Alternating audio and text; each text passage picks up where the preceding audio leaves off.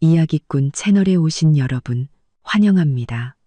오늘 들려드릴 이야기는 바로 이것입니다.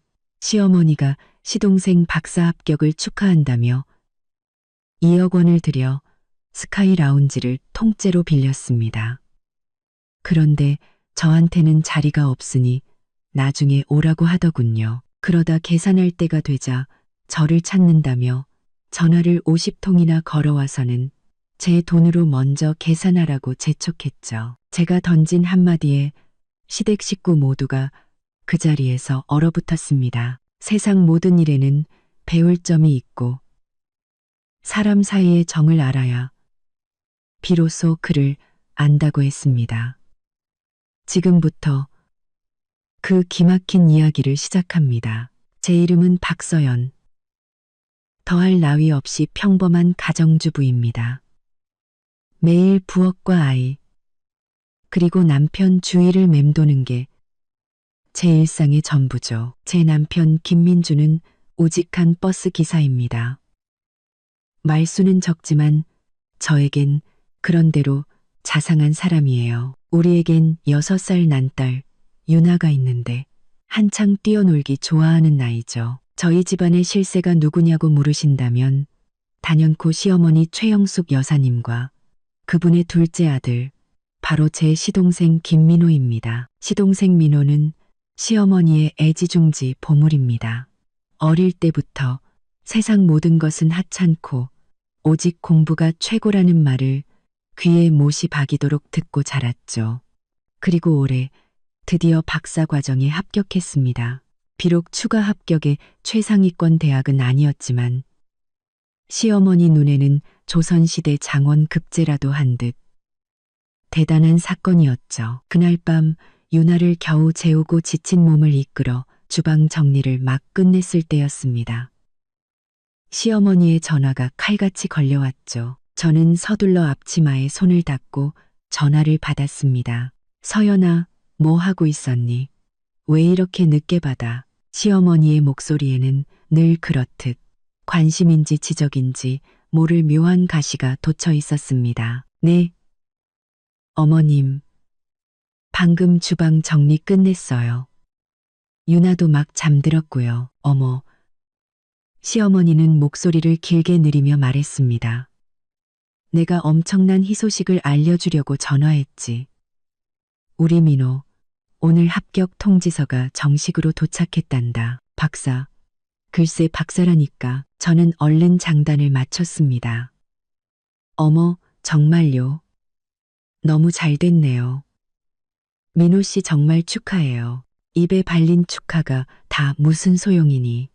시어머니는 감출 수 없는 자랑스러움이 가득한 목소리로 말했습니다. 내가 결정했다. 아주 성대하게 축하 파티를 열어줘야겠어. 모든 친척, 친구들 다 불러서 우리 김 씨 집안에서 얼마나 대단한 인재가 나왔는지 똑똑히 보여줄 거야. 저는 입으로는 그럼요, 그럼요 하고 대답했지만 속으로는 돈이 얼마나 들려고 저럿이나 걱정이 앞섰습니다. 남편 월급은 주택담보대출 갚고 아이 키우고 나면 남는 게 거의 없는데 시어머니가 또 우리에게 손을 벌리려는 건 아닐까 하고요. 아니나 다를까 시어머니는 바로 본론으로 들어갔습니다. 장소는 이미 봐뒀다. 서울에서 제일 높은 스카이타워 123 라운지로 예약했어. 거긴 아무나 예약도 못하는 최고급 레스토랑이야.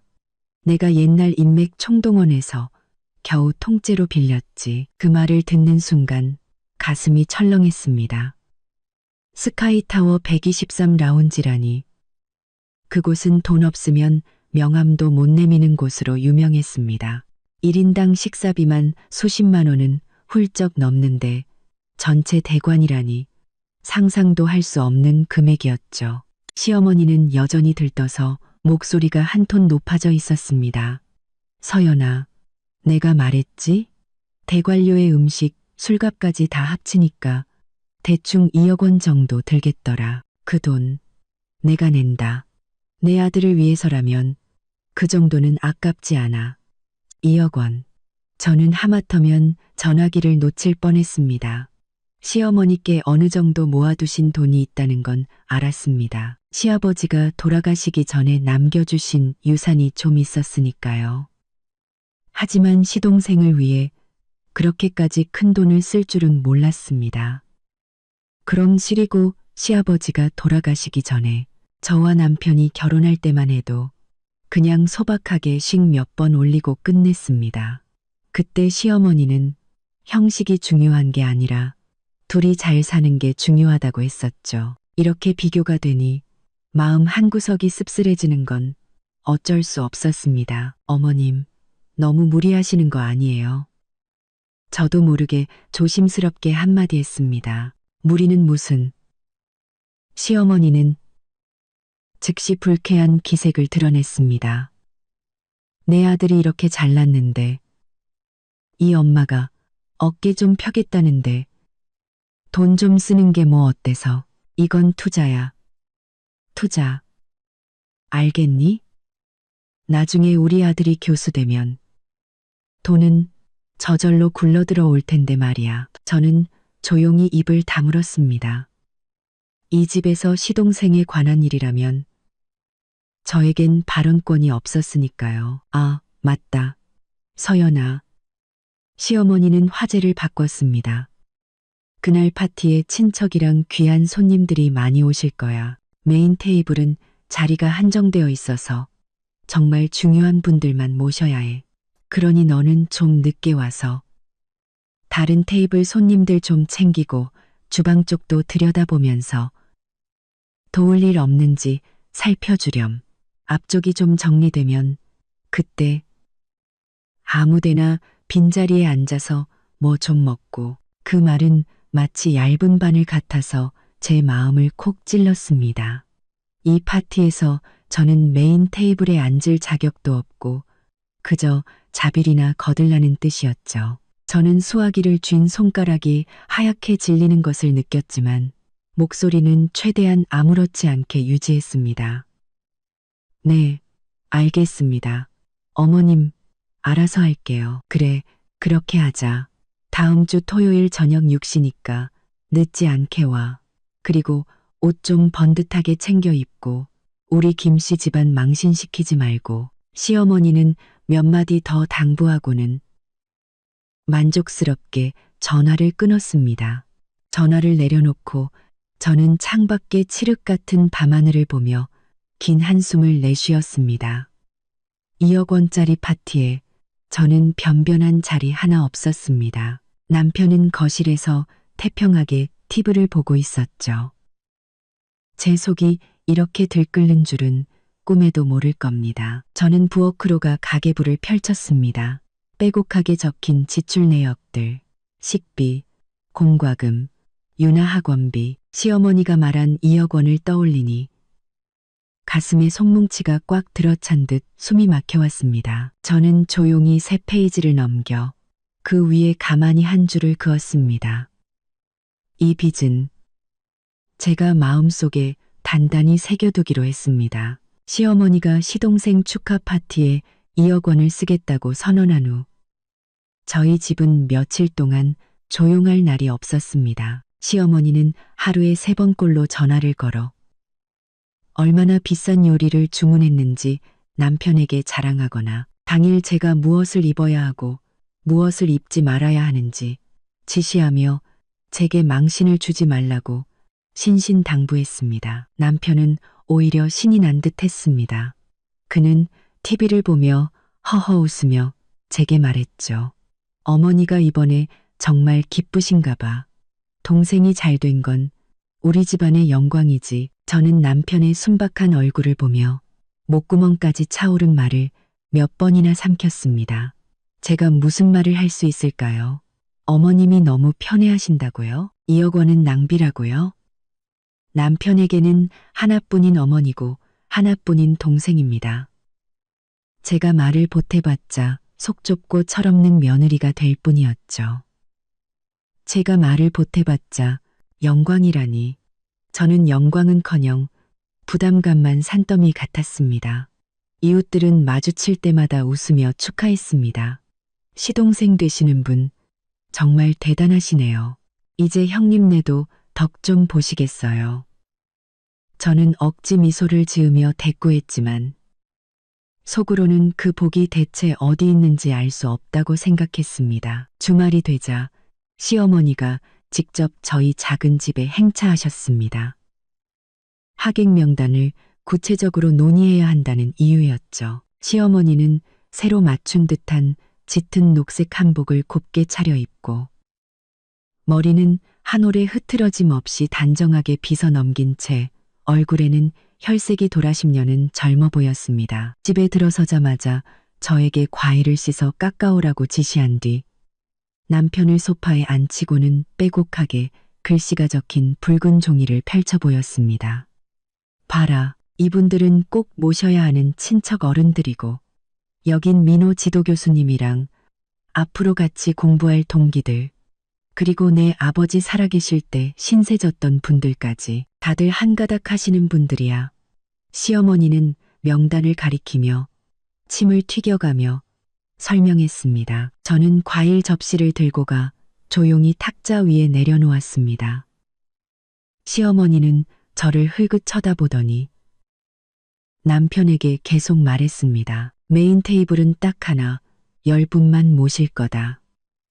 나, 내 외삼촌, 그리고 박 부장님. 그분은 내 아버지 옛날 직장 상사셨지.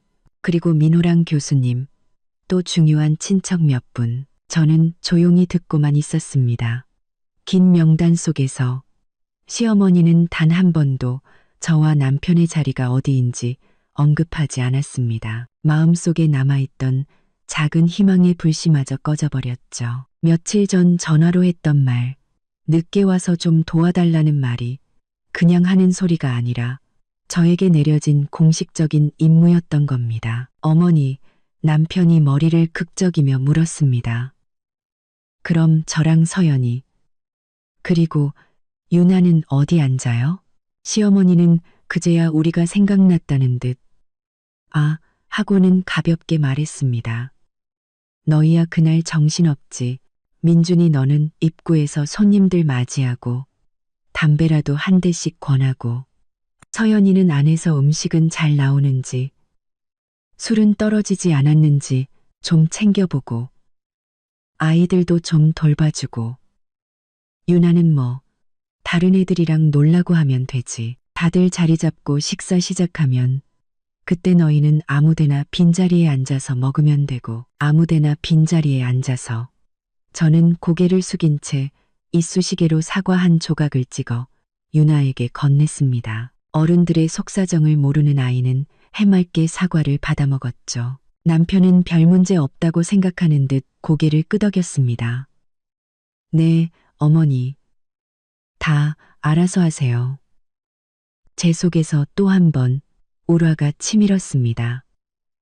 남편은 항상 저랬습니다. 시어머니의 결정에는 무조건 순종했고 저와 아이를 위해 무언가를 전취하려는 법이 없었죠. 시어머니는 남편의 태도에 만족한 듯 다시 신나서 메뉴 이야기를 시작했습니다. 내가 전부 최고급으로 주문했어. 랍스터는 제일 큰 놈으로, 전복도 최고급으로, 술도 빠질 수 없지. 최고급 위스키랑 수입 와인 다 준비시켰어. 평생 한 번뿐인 날인데 아주 화려하게 치러야지.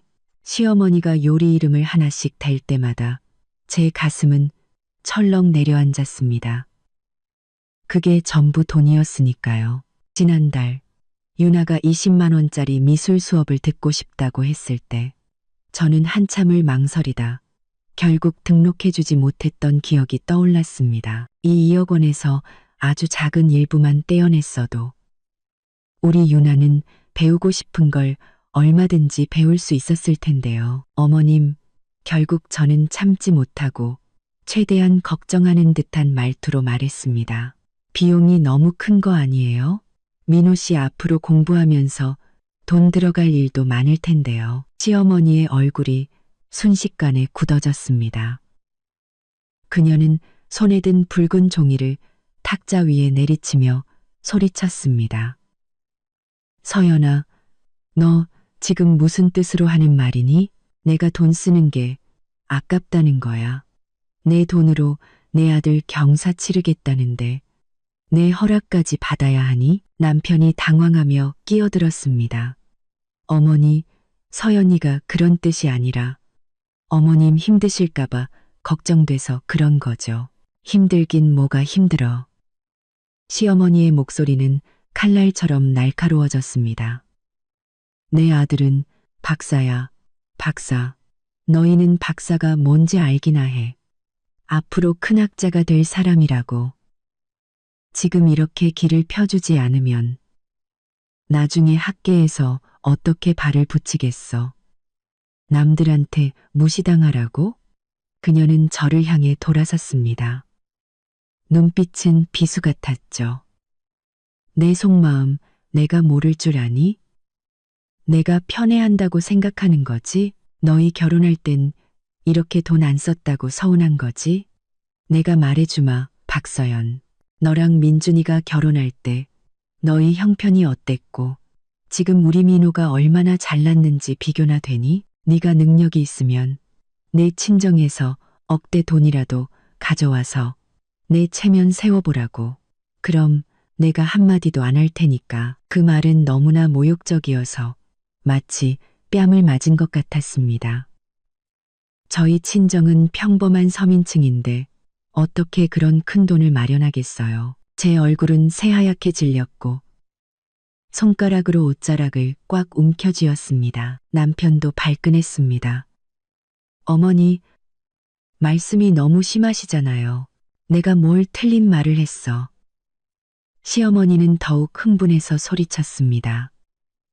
내가 모를 줄 알고 꼭 어떤 사람들은 남 잘 되는 꼴을 못 봐. 특히 한 집안 식구가 잘 되는 건 더더욱. 저는 벌떡 일어섰습니다. 가슴이 너무 답답해서 견딜 수가 없었죠. 유나가 놀라서 제 옷자락을 붙잡았습니다. 저는 흥분으로 일그러진 시어머니의 얼굴과 어쩔 줄 몰라 하면서도 저를 나무라는 듯 쳐다보는 남편의 얼굴을 번갈아 보았습니다. 갑자기 모든 게 허무하게 느껴졌습니다. 싸워서 뭘 하겠어요. 이 집에서 저는 영원히 이방인일 뿐인데 남이 바가고리서 파게 떼게 사겠어요. 갑자기 모든 게 허무하게 느껴졌습니다. 저는 심호흡을 하고 눈시울이 뜨거워지는 것을 억지로 참았습니다. 그리고 나지막이 말했죠. 어머님, 화 푸세요. 제가 괜한 말을 했네요. 어머님 계획 정말 훌륭해요. 저는 아무 의견 없습니다. 유나가 낮잠 잘 시간이 돼서 데리고 들어가 볼게요. 저는 유나의 손을 잡고 침실로 들어갔습니다. 문을 닫자 밖에서 시어머니가 불만스럽게 투덜거리는 소리가 들려왔습니다. 쯧쯧, 속은 좁아가지고 겨우 그 돈 몇 푼 가지고 째째하게 굴기는. 저는 문에 기댄 채 밖에서 점차 잦아드는 다툼 소리를 들었습니다. 마음이 얼음장처럼 차가워졌습니다. 째째하다니. 할 수만 있다면 누가 대범하고 싶지 않겠어요. 그 2억 원은 제 숨통을 조이는 산과 같았습니다. 하지만 더 마음이 시렸던 건 시어머니의 노골적인 편애와 남편의 나는 모른다는 식의 태도였습니다. 이 파티는 시작도 하기 전에 이미 제게 쓰디쓴 맛을 보여주고 있었습니다. 저는 아무것도 모르는 딸아이를 끌어안으며 마음속으로 한 가지 생각을 굳혔습니다. 이 빚 그냥 넘어가지 않겠어. 당신들이 나를 가족으로 생각하지 않는다면 나중에 내가 당신들과 철저하게 계산할 때 원망하지 마. 그날 이후 며칠 동안 시어머니는 제게 전화를 걸지 않았습니다. 집안 분위기는 어색하게 가라앉았죠. 남편도 그날 어머니의 말이 심했다고 생각했는지 제게 몇 번 말을 걸어왔지만 저는 마음이 상해서 그를 상대할 기분이 아니었습니다. 제 반응이 시큰둥하자 남편도 더는 말을 걸지 않고 퇴근 후 TV를 보는 평소의 일상으로 돌아갔습니다. 마치 그날의 격한 다툼은 저 혼자 겪은 환상인 것처럼요. 시어머니가 연락하지 않는다고 해서 이 일이 끝난 게 아니라는 것을 저는 잘 알고 있었습니다. 그것은 저에게 제 위치를 깨달으라는 시어머니식의 냉전이었죠. 아니나 다를까 며칠 지나지 않아 시어머니는 다시 제게 임무를 주기 시작했습니다. 말투는 이전처럼 거리를 두는 듯한 명령조로 돌아왔고 마치 그날의 불쾌한 일은 없었던 것처럼 행동했습니다. 서연아, 내가 목록을 하나 만들었으니 이대로 백화점에 가서 물건 좀 사오너라. 시어머니는 전화로 지시했습니다. 내 숄은 고급 실크로, 색깔은 좀 기품 있는 걸로 사고, 민호 넥타이도 하나 사. 박사님인데 좀 있어 보이는 걸로. 그리고 너랑 유나도 번듯한 옷 한 벌씩 사 입어. 그날 초라하게 입고 와서 남들 보기 부끄럽게 하지 말고. 그녀는 잠시 말을 멈췄다가 갑자기 남편이 생각났다는 듯 덧붙였습니다. 아, 민준이는 새로 살 거 없어. 작년에 산 양복 아직 입을 만하니까. 저는 속으로 냉소했습니다. 정말 확실하게 선을 긋는구나. 보물 같은 둘째 아들에게는 명품 넥타이를, 저와 유나는 남들에게 창피하지 않기 위해 억지로 꾸며야 하고 정작 자기 큰아들인 남편은 그냥 아무렇게나 입어도 된다는 식이었죠. 알겠습니다. 어머님. 저는 순순히 대답했습니다. 돈은 내가 일단 100만 원 보내줄게. 그걸로 충분할 거야. 다 사고 나면 영수증 꼭 챙겨오고. 물건은 좋은 걸로 사. 싸구려 사서 돈 아끼려 들지 말고. 전화를 끊고 저는 핸드폰에 입금된 100만 원을 보며 만감이 교차했습니다. 100만 원으로는 어머님 실크 숄 하나 사기에도 빠듯할 텐데 그렇게 많은 것을 사라고 하다니. 고급 실크 숄, 명품 넥타이, 그리고 저와 유나의 번듯한 옷까지. 이것은 명백히 말은 달리게 하면서 풀은 먹이지 않겠다는 신보였습니다. 오후에 저는 유나를 데리고 백화점으로 갔습니다. 먼저 시어머니가 말한 명품 브랜드 매장에 갔죠. 실크숄 하나가 가장 싼 것도 40만 원이 훌쩍 넘었습니다. 저는 무난한 색상으로 하나 고르고 남성복 매장으로 가서 시동생에게 줄 중간 가격대의 넥타이를 골랐습니다. 이것만으로도 거의 60만 원이 사라졌습니다. 그리고 저는 남은 40만 원, 남짓한 돈을 들고 유나와 함께 중저가 브랜드가 모여있는 층으로 내려갔습니다. 제게는 심플한 디자인의 원피스를 3만 원대에, 유나에게는 예쁜 원피스를 2만 원대에 사주었죠. 남은 돈은 고이 챙겨서 영수증과 함께 시어머니께 돌려드릴 생각이었습니다. 제가 산 옷들이 시어머니 눈에 찰리 없다는 것을 잘 알고 있었습니다. 하지만 제 돈을 보태고 싶지는 않았습니다. 단 1원도요. 2억 원은 눈 하나 깜짝 안 하고 쓰면서 왜 저에게는 100만 원까지 이렇게 빡빡하게 구는 걸까요? 집에 돌아오니 마침 시어머니가 검사라도 하러 온 듯 또한 계셨습니다. 그녀는 실크숄을 들어 재질을 만져보더니 별다른 표정 없이 내려놓았습니다. 통과라는 뜻이었죠. 시동생의 넥타이를 들어 태그를 꼼꼼히 확인하고는 고개를 끄덕였습니다. 이 브랜드면 괜찮지. 민호가 좋아하겠군. 하지만 저와 유나의 옷을 볼 때 그녀의 미간은 즉시 찌푸려졌습니다. 제 원피스 소매를 집어들고는 혐오스러운 말투로 말했죠. 서연아, 넌 겨우 이런 걸 샀니? 이런 걸 입고 어떻게 사람들 앞에 나서. 흐물흐물한 게 모양도 안 나고. 그녀는 유나의 옷을 보며 덧붙였습니다. 애 옷이야 뭐. 평소에 입히면 그만이지만 그날은 손님도 많은데 좀 화사하게 입혔어야지. 저는 아무 말 없이 쇼핑 영수증과 남은 돈을 그녀에게 건넸습니다. 어머님, 영수증이랑 남은 돈이에요. 확인해 보세요. 100만 원으로 어머님이 말씀하신 것들 산이 딱 맞네요. 시어머니는 돈과 영수증을 받아들고 총액과 제가 산 옷의 가격을 훑어보더니 얼굴이 굳어졌습니다. 아마 제가 제 돈을 보태 더 좋은 옷을 사지 않은 것을 탓하는 듯 했습니다. 하지만 그녀는 더 이상 아무 말도 하지 않고 돈을 가방에 쑤셔 넣으며 즉 샘은 빨라가지고 하고 중얼거렸습니다. 제 속에서 또 한 번 불길이 치솟았지만 저는 꾹 참았습니다. 샘이 빠르다니 대체 누가 누구에게 할 소리일까요? 밤에 남편이 퇴근해서 제가 유나에게 새 원피스를 입혀주는 것을 보고는 활짝 웃었습니다. 이야, 우리 딸 새 옷 입으니까 공주님 같네. 유나는 신나서 빙글빙글 돌았죠. 저는 무미건조하게 말했습니다. 어머니가 주신 돈으로 샀어.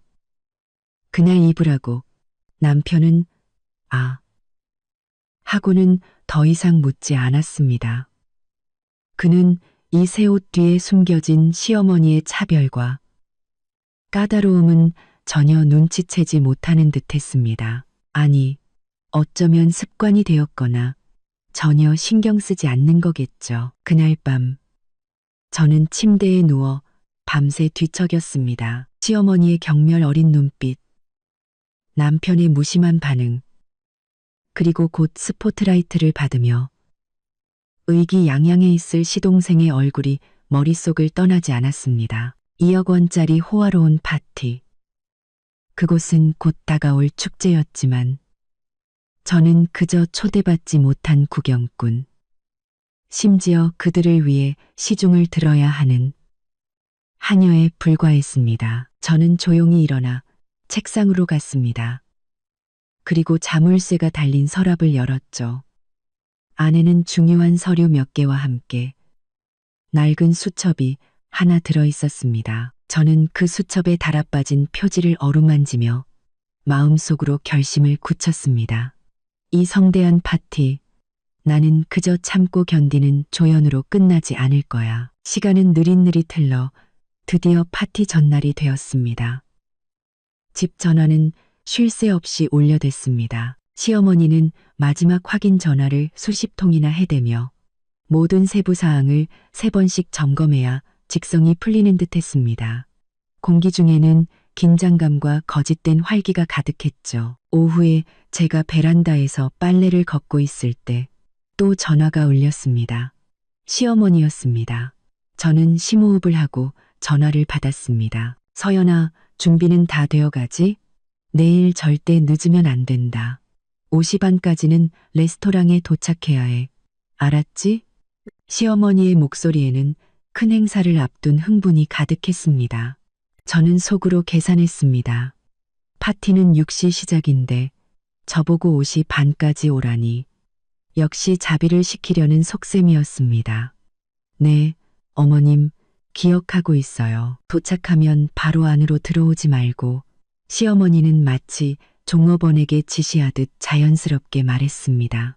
주방 쪽으로 가서 박 부장을 찾아. 내가 미리 말해뒀으니까 그 사람 지시 따라서 과일 접시는 잘 준비됐는지, 음료수는 시원하게 준비됐는지 확인 좀 해. 그리고 하객들 답례품도 다시 한번 세어보고. 절대 실수하면 안 된다. 저는 잠자코 듣고만 있었습니다. 손에 쥔 옷걸이가 저도 모르게 꽉 쥐어졌습니다. 제 대답이 없자 시어머니는 목소리를 높였습니다. 듣고 있니? 우리 김씨 집안 체면이 걸린 일이야. 정신 바짝 차리라고. 네, 듣고 있어요, 어머님. 저는 나지막이 대답했습니다. 아, 그리고 제일 중요한 거. 시어머니는 갑자기 생각났다는 듯 목소리를 낮추고는 심각하게 말했습니다.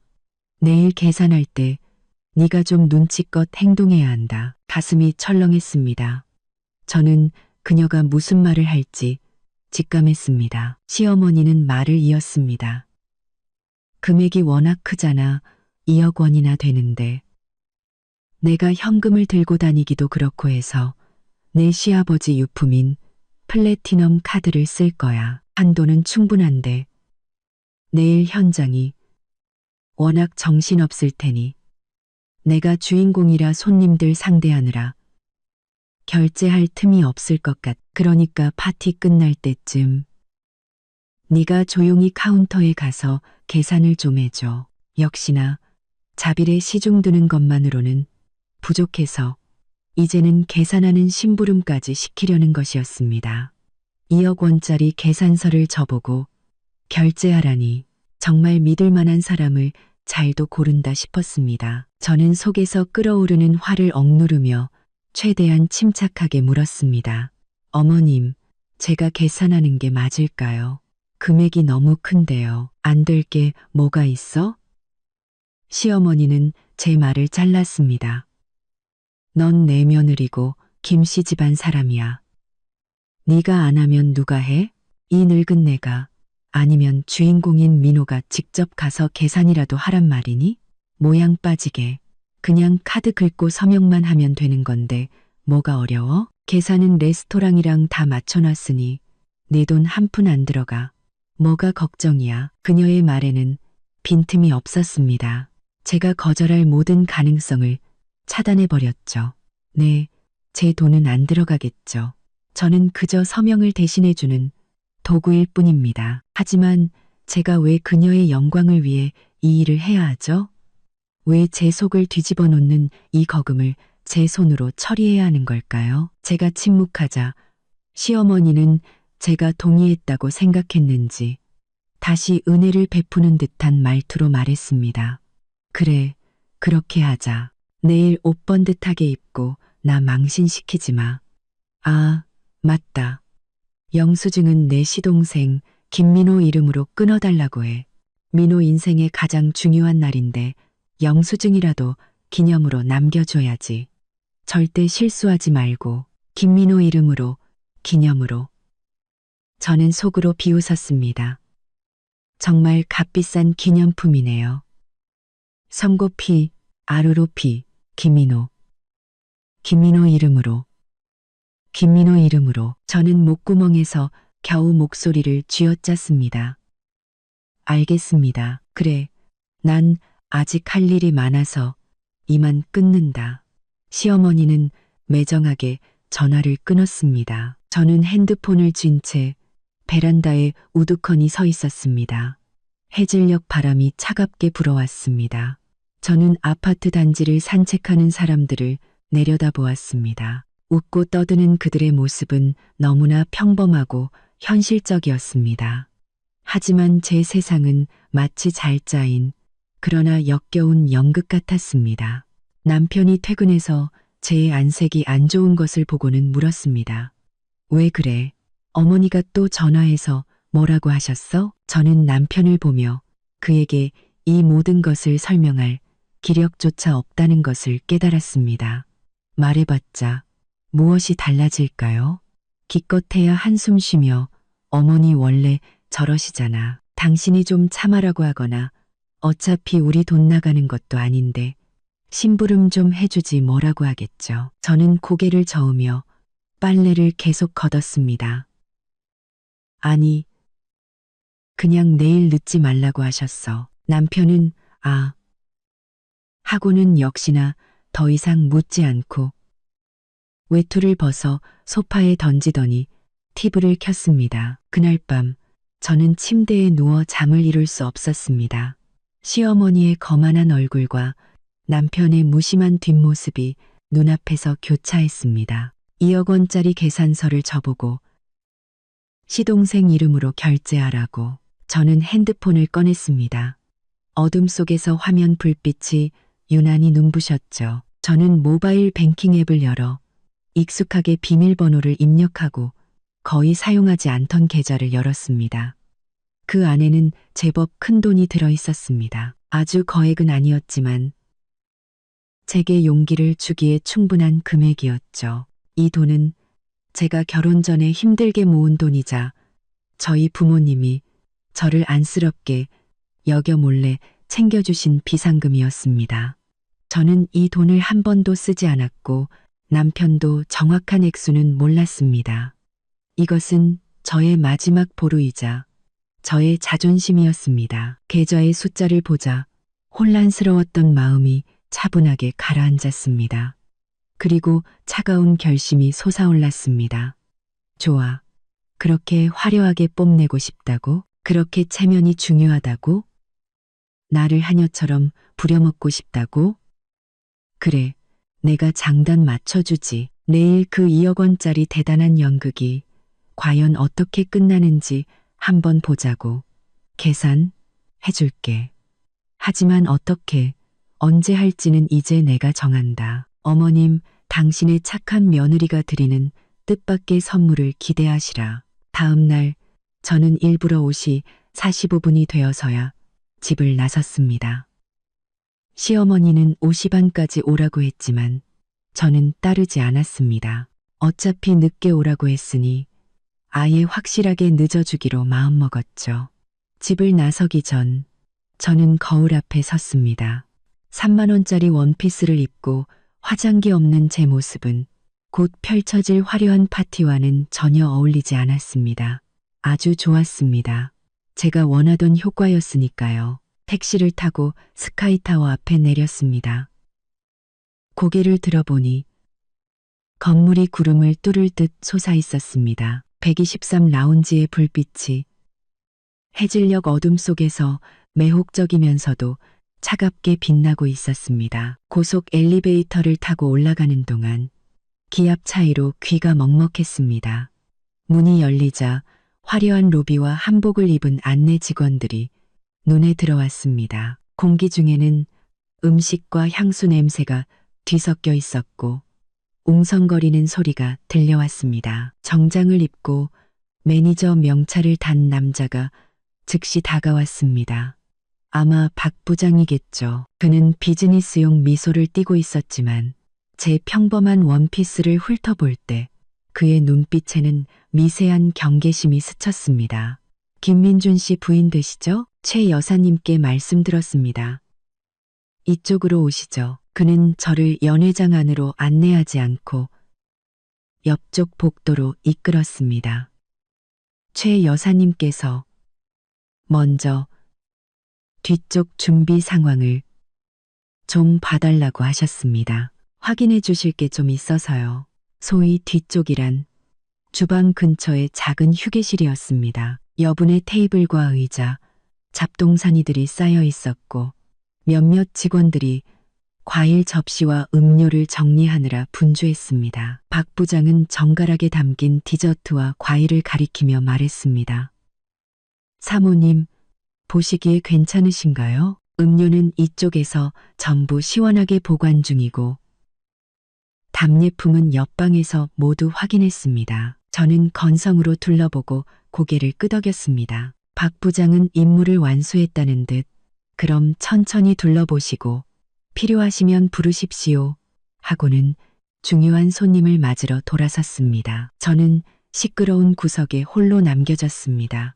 연회장으로 연결된 문틈으로 안에서 벌어지는 화려한 광경이 보였습니다. 샹들리의 불빛 아래 시어머니는 짙은 붉은색 한복을 입고 목에는 진주 목걸이를 한 채 환한 얼굴로 친척과 친구들의 축하를 받고 있었습니다. 시동생 민호는 제가 사준 새 넥타이를 메고 머리에는 기름을 발라 빗어 넘긴 채 의기양양하게 시어머니 곁을 지키고 있었습니다. 마치 자랑스러운 공작새 같았죠. 남편은 어디 있을까요? 눈을 가늘게 뜨고 한참을 찾은 후에야 입구 근처에서 어색하게 서성이는 그를 발견했습니다. 그는 들어오는 손님에게 가끔 담배를 권하며 어색하고 순박한 미소를 짓고 있었습니다. 메인 테이블에는 역시나 시어머니가 언급했던 한가닥 하시는 분들이 앉아 웃고 떠들며 술잔을 기울이고 있었습니다. 빈자리는 하나도 없었고 제 자리는 당연히 없었죠. 어머, 서연이 왔네. 톡 쏘는 목소리에 돌아보니 시어머니의 먼 친척뻘 되는 분이었습니다. 저는 그분을 장이모라고 불렀죠. 그녀는 저를 위아래로 훑어보며 과장된 동정심을 담아 말했습니다. 여기서 뭐 하고 있어? 안에 안 들어가고? 저는 웃으며 대답했습니다. 네, 어머님이 뒤쪽 좀 봐달라고 하셔서요. 아이고, 고생이 많다. 장이모는 제 어깨를 툭 치며 말했습니다. 너희 시동생, 정말 대단하다. 내 시어머니 오늘 아주 입이 귀에 걸렸어. 돈도 엄청 썼다면서. 여기 정말 멋지다. 저는 애매하게 대꾸하며 속으로 비웃었습니다. 네, 정말 대단하고 정말 멋지네요. 그때 시어머니가 저를 발견했습니다. 사람들 너머로 그녀의 얼굴에서 미소가 살짝 옅어지더니 제게 눈짓을 하고는 메인 테이블 쪽으로 턱을 까딱했습니다. 여기서 얼쩡거리지 말고 할 일이나 하라는 뜻이 분명했습니다. 저는 심호흡을 하고 주방 쪽으로 발걸음을 옮겼습니다. 저들의 연극을 구경하느니 차라리 멀리 떨어져 있는 게 낫겠다고 생각했죠. 저는 직원용 통로 근처에 한적한 구석을 찾아 자리를 잡았습니다. 그곳에서는 연회장 일부가 보이면서도 눈에 잘 띄지 않았죠. 저는 시어머니와 시동생이 마치 연예인처럼 사람들에게 둘러싸여 테이블을 돌며 술을 받고 쏟아지는 찬사를 듣는 모습을 지켜보았습니다. 최 여사님, 정말 복도 많으세요. 김 박사님, 정말 젊고 유능하시네요. 같은 말들이 시어머니의 얼굴에 금박이라도 입히는 듯 했습니다. 그녀의 미소는 점점 더 환해졌습니다. 중간에 한 직원이 국그릇을 들고 가다 미끄러질 뻔한 것을 제가 무심코 상챈 후주했습니다. 마침 그 모습을 본 시어머니는 멀리서 그나마 눈치는 있군 하는 듯한 눈빛을 보냈습니다. 파티가 무르익자 분위기는 더욱 뜨거워졌습니다. 누군가 시동생에게 소감 한마디를 하라고 부추겼죠. 민호는 마이크 앞에 서서 유창하게 말을 이어갔습니다. 지도 교수님께 감사하고 학교에 감사하고 마지막에는 아주 감동적인 목소리로 말했죠. 제가 가장 감사드려야 할 분은 바로 저의 위대한 어머니입니다. 어머니의 헌신적인 뒷바라지가 없었다면 오늘의 저는 없었을 겁니다. 어머니, 감사합니다. 이 2억 원은 저에 대한 어머니의 깊고 무거운 사랑이라고 생각합니다. 앞으로 더욱 노력해서 가문을 빛내겠습니다. 장내에서는 뜨거운 박수갈채가 터져 나왔습니다. 시어머니는 감격에 겨워 눈가를 훔쳤고 주위 사람들은 그녀를 둘러싸고 아첨의 말을 쏟아냈습니다. 저는 구석에 서서 이 감동적인 모자 상봉 장면을 차갑게 지켜보았습니다. 2억 원짜리 무거운 사랑이라 정말 멋지네요. 저는 주머니 속에 핸드폰과 신용카드를 만지작거렸습니다. 마음은 이상하리만치 평온했죠. 아직 하이라이트는 시작도 안 했어. 조금만 더 즐기시라고. 연회장의 소음은 마치 두꺼운 유리창을 통해 들려오는 듯 제게는 희미한 웅성거림으로만 느껴졌습니다.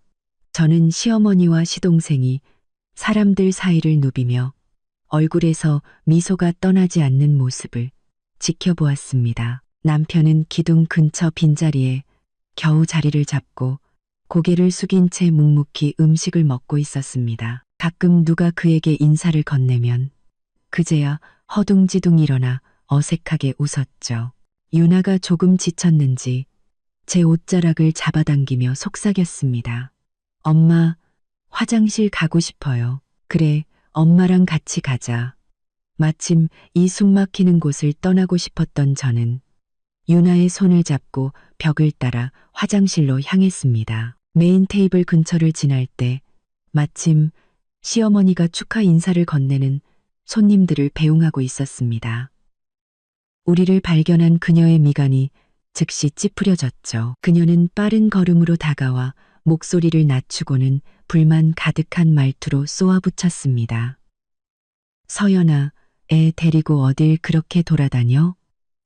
손님들 많은 거 안 보여? 보는 눈도 있는데 좀 조심하라고. 저는 걸음을 멈추고 그녀를 담담하게 바라보았습니다. 어머님, 유나가 화장실에 가고 싶대서요. 그녀를 담담하게 바라보았습니다. 화장실이면 빨리 갔다 오면 되지. 시어머니는 제 원피스와 화장기 없는 얼굴을 훑어보며 더욱 짙은 혐오감을 드러냈습니다. 내 꼴 좀 봐. 이게 어디 안주인 모습이니? 이럴 줄 알았으면 그냥 집에나 있으라고 할걸. 그때 화려하게 차려입은 한 아주머니가 웃으며 끼어들었습니다. 최 여사, 이분이 큰 며느님이셔? 참 단아하시네. 시어머니는 즉시 가식적인 미소를 지으며 대답했습니다. 네, 우리 큰아들 아내예요. 착하긴 한데 좀 센스가 없어서. 우리 민호랑은 다르죠. 걔는 박사님이라 큰 물에서 놀던 애라 그런지 격이 다르잖아요. 그녀는 저를 깎아내리면서 자기 둘째 아들을 치켜 세우는 것을 잊지 않았습니다. 아주머니는 맞장구를 치며 웃었지만 저를 보는 그녀의 눈빛에는 미세한 연민이 스쳤습니다. 제 속에서 불길이 다시 한번 타올랐지만 저는 표정을 바꾸지 않았습니다. 어머님, 저희는 이만 화장실에 다녀오겠습니다. 그 말을 끝으로 저는 더 이상 그녀를 상대하지 않고 유나의 손을 잡고 계속 걸었습니다. 화장실에서 유나의 손을 씻겨주며 저는 거울에 비친 제 창백한 얼굴을 보았습니다. 시어머니의 말은 바늘처럼 제 가슴을 찔렀지만 이상하게도 슬프지는 않았습니다. 오히려 차갑게 정신이 드는 기분이었죠. 그녀가 이럴수록 제가 앞으로 할 행동에 대한 죄책감은 사라질 테니까요. 화장실에서 나온 저는 원래 있던 구석으로 돌아가지 않았습니다. 대신 유나를 데리고 연회장 밖에 조용한 휴식 공간 소파에 앉았죠. 그곳은 카운터와 가까워서 계산대 위치가 잘 보였습니다. 저는 핸드폰을 확인했습니다. 배터리가 30%밖에 남지 않았더군요. 저는 일부러 보조 배터리를 챙겨오지 않았고 충전할 곳을 찾지도 않았습니다. 파티가 막바지에 이르자 손님들이 하나둘씩 작별 인사를 하고 떠나기 시작했습니다. 시어머니와 시동생은 입구에 서서 환한 얼굴로 손님들을 배웅하며 마지막 칭찬을 즐기고 있었죠. 저는 시어머니가 박 부장에게 눈짓을 하고 제 쪽을 힐끗 쳐다보는 것을 보았습니다. 박 부장은 알아들었다는 듯 고개를 끄덕였죠. 저는 계산할 시간이 다가왔음을 직감했습니다. 시어머니가 저에게 도구로서의 역할을 수행하라고 신호를 보내는 것이었습니다. 아니나 다를까. 몇 분 지나지 않아 제 핸드폰이 울리기 시작했습니다. 화면에는 시어머니 이름이 떠 있었죠. 저는 받지 않았습니다. 벨소리가 끝나고 자동으로 끊어지도록 내버려 두었죠. 곧바로 두 번째 전화가 걸려왔지만 저는 여전히 받지 않았습니다. 유나는 제 곁에서 졸린 듯 꾸벅거리고 있었습니다. 저는 아이의 등을 가만히 토닥이며 연회장 입구 쪽을 뚫어지게 쳐다보았습니다. 핸드폰은 쉴 새 없이 울렸습니다. 시어머니라는 이름이 화면에 계속 나타났죠. 10번째, 20번째, 30번째, 화면이 깜빡이는 빈도만 봐도 전화기 저편의 사람이 얼마나 초조하고 분노하고 있는지 알 수 있었습니다. 그녀는 아마 제가 핸드폰을 근처에 두지 않았거나 시끄러워서 못 들었다고 생각하겠죠. 저는 화면에 뜨는 통화 횟수를 조용히 세었습니다. 40번째, 45번째, 그리고 50번째 전화가 걸려왔다가 다시 자동으로 끊어졌을 때 마침내 핸드폰 화면은 배터리 부족으로 몇 번 깜빡이더니 완전히 검게 변했습니다. 세상이 조용해졌습니다. 저는 고개를 들었습니다. 시어머니가 마지막 남은 손님 몇 명을 상대하면서 계속 핸드폰을 쳐다보는 모습이 보였습니다. 그녀의 얼굴은 초조함을 넘어 새파랗게 질려 있었죠. 그녀는 예의도 차리지 못하고 주위 사람들을 밀치며 제가 원래 있던 구석으로 빠른 걸음으로 향했습니다. 직접 저를 찾아 나선 것이었죠. 안타깝게도 방향을 잘못 잡았네요. 저는 이미 잠든 유나를 안고 여전히 휴식 공간 소파에 조용히 앉아 있었습니다. 마치 이 모든 일과 상관없는 구경꾼처럼요. 연회장 안의 사람들은 거의 다 떠나고 몇몇 직원들만이 뒷정리를 하고 있었습니다. 화려했던 샹들리에 아래 어지럽게 널린 접시와 잔들이 파티의 허무한 끝을 보여주고 있었죠. 저는 잠든 유나를 안고 여전히 그 자리에 앉아 있었습니다. 마치 바위처럼 곧 닥쳐올 파도를 기다리면서요. 마침내 시어머니의 모습이 연회장 입구에 나타났습니다. 그녀의 얼굴은 새파랗게 질려 있었고 가슴을 거칠게 들썩이며 탐조등처럼 사방을 훑었습니다. 그녀의 뒤에는 불안한 표정의 남편과 아직 흥분이 가시지 않은 듯한 시동생 민호가 따라오고 있었습니다. 박서연, 너 어디 갔었어? 시어머니의 날카로운 목소리가 조용한 공간을 갈랐습니다. 그녀는 마침내 저를 발견하고 성난 암사자처럼 달려왔습니다. 주변 직원들은 모두 하던 일을 멈추고 놀라서 이쪽을 쳐다보았죠. 남편이 허둥지둥 따라오며 그녀를 말렸습니다. 어머니, 소리 지르지 마세요. 사람들 보잖아요. 사람. 지금 사람이 문제야? 우리 집안 체면이 땅에 떨어졌는데. 시어머니는 남편의 손을 뿌리치고 제 앞으로 돌진했습니다. 그녀의 손가락이 제 코를 찌를 듯이 다가왔죠. 내가 너한테 전화를 50통이나 했어. 50통. 귀가 먹었니? 아니면 일부러 나한테 반항하는 거야? 그녀는 분노로 온몸을 떨었고 곱게 빗었던 머리도 헝클어져 있었습니다.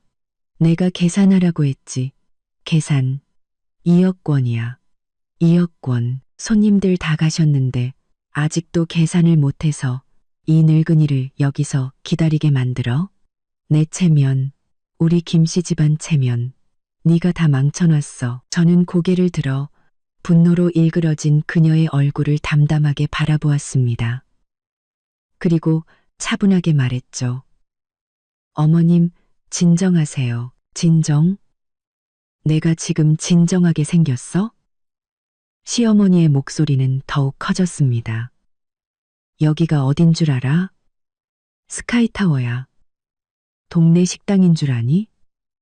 외상이 돼? 남들이 우리 보고 밥 먹고 도망간 줄 알 거 아니야. 내가 어쩌다 너 같은 일은 못하고 사고만 치는 애를 며느리로 들여서. 시동생 민호도 다가와 술기운이 오른 얼굴로 짜증 섞인 말투를 던졌습니다. 형수님, 왜 그러세요? 어머니가 미리 다 말씀하셨잖아요. 그깟 일 하나 제대로 못하세요? 남편은 옆에 서서 제가 공격당하는 모습을 보며 입술만 달싹일 뿐 아무 말도 하지 못했습니다. 그저 안절부절 못하며 저와 성난 어머니를 번갈아 쳐다볼 뿐이었죠. 상황을 지켜보던 박 부장이 조심스럽게 다가와 난처한 미소를 지으며 말했습니다. 최 여사님, 저희도 마감을 해야 해서요. 결제는. 시어머니는 더욱 창피해졌는지 저를 향해 소리쳤습니다. 들었지? 당장 가서 계산해.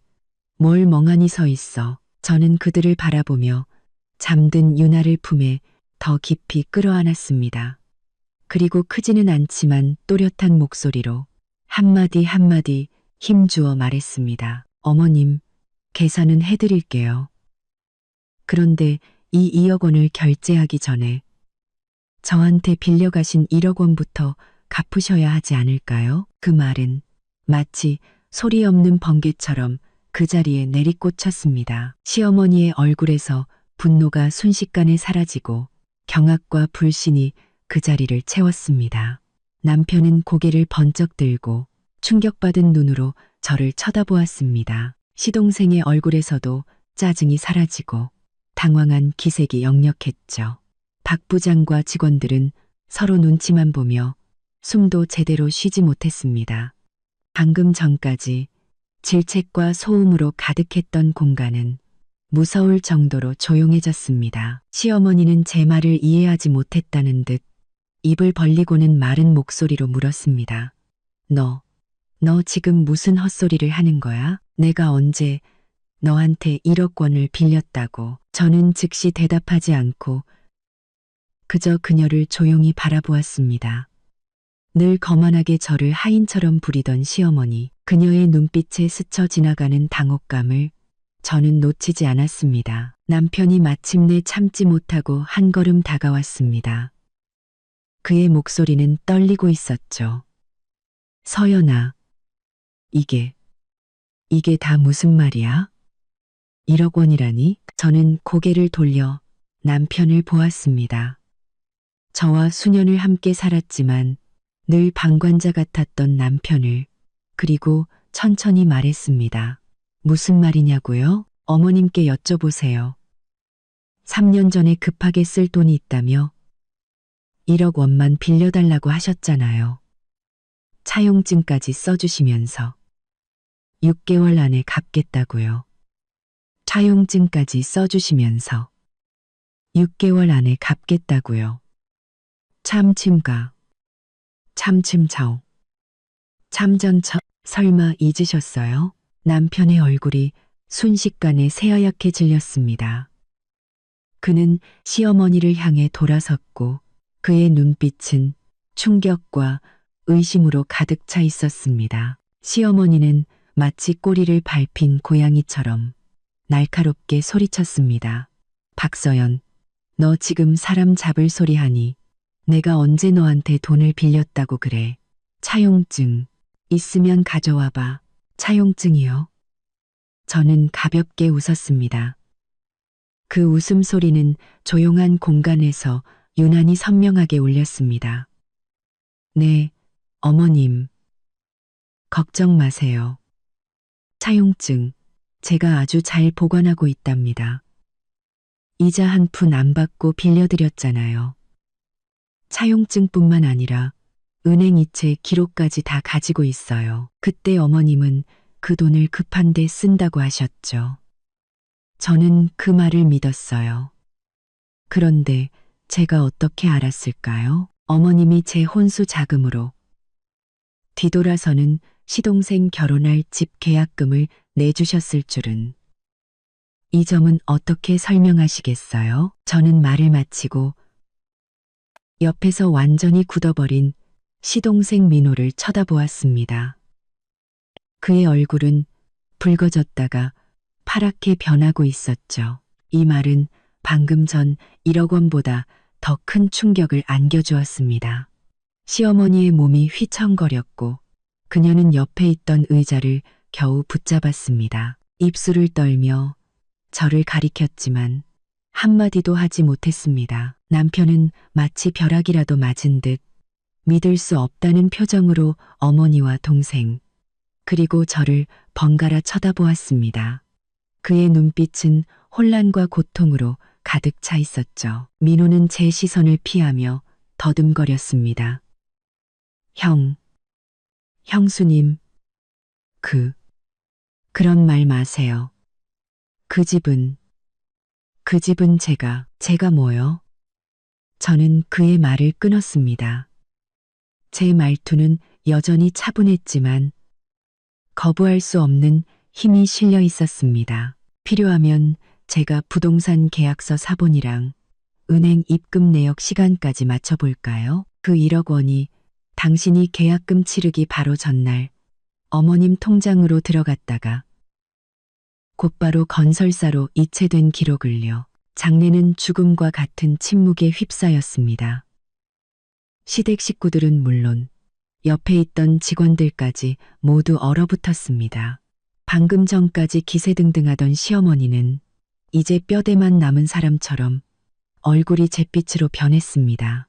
그녀는 아마 꿈에도 몰랐을 겁니다. 늘 순종적이고 만만하게 보였던 큰며느리가 이런 결정적인 패를 쥐고 있을 줄은, 그리고 자신이 가장 빛나고 가장 체면을 중시하는 바로 이 순간에 가차없이 그 패를 던질 줄은. 저는 그들의 각양각색으로 변하는 얼굴을 보며 유나를 안고 천천히 일어섰습니다. 어머님, 저는 잿빛이 된 시어머니를 향해 조용히 말했습니다. 이 2억 원짜리 계산서. 어머님이 저한테 1억 원부터 갚으신 다음에 결제할까요? 아니면 지금 당장 은행으로 가서 묵은 빚부터 깨끗하게 정리할까요? 공기는 얼어붙었습니다. 시어머니는 의자를 잡은 손가락 마디가 하얗게 질릴 정도로 힘을 주고 있었습니다. 그녀는 입을 벌리고 물 밖으로 나온 물고기처럼 헐떡거리며 아무 말도 하지 못했습니다. 방금 전까지 저를 몰아세우던 기세는 제 가벼운 몇 마디에 완전히 꺼져버렸습니다. 남편이 저에게 달려왔습니다. 그의 눈은 핏발이 서 있었고 목소리는 갈라져 나왔죠.